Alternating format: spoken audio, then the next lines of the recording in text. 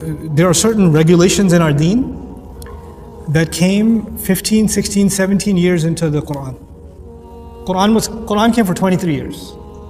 Some rules were revealed 16 years in, to the best generation ever. Hijab, for example, was revealed in the 16th year, arguably. Surah An-Nur. 16 years. For 15 years, Aisha radiallahu anha, Khadija radiallahu ta'ala anha, Ummahatul Mu'mineen, the greatest sahabiyat, had no regulation of what? No hijab. When they walked down the street or somebody else walked down the street, you would not know they're Muslim by their appearance. You would not know. Those were the greatest people.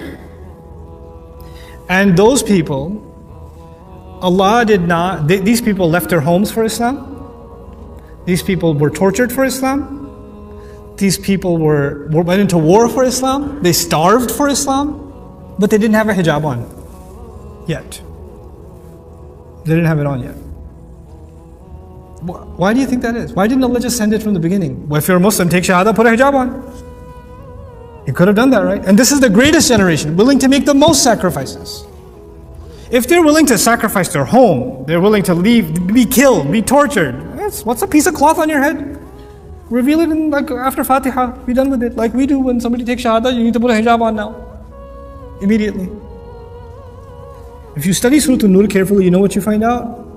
It's not easy for a woman. That's not an easy decision. Some things are easier than others. Some things take time.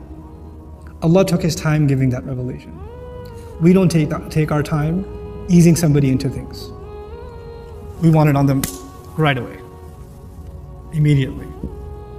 The hukum is the hukum, I agree. The regulation is the regulation. But study some seerah. Understand how the Quran came. The Quran is not just a book of rules. It encapsulates the legacy of our Messenger sallallahu alaihi wasallam. How is Islam given? It's not just the rules. How were those rules given? How do you put them inside somebody's heart, not just on their head? How do you do that? And by the way, when you try your way, force your girls, force somebody, what happens? What happens? 1 year, 6 months, 2 months, 2 weeks, and then they take it off and they'll never put it on again now because you forced it the first time. And it reminds them of how forced they felt the first time. So even though they say I should wear it, it just reminds me of the arguments I used to have and I feel bad and I don't want to wear it. Backfires. Allah's way works, our way doesn't. Our way doesn't. We just want to mold people into a certain image. Allah changed hearts way before He changed behavior.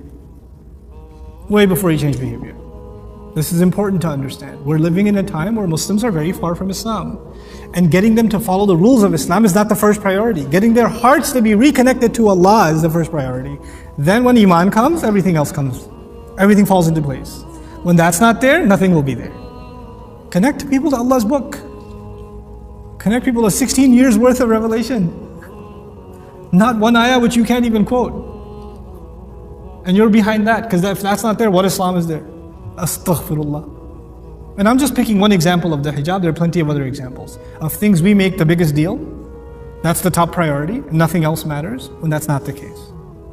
Goodness to your family is a big priority in our deen. We don't highlight that. You know? Anyway.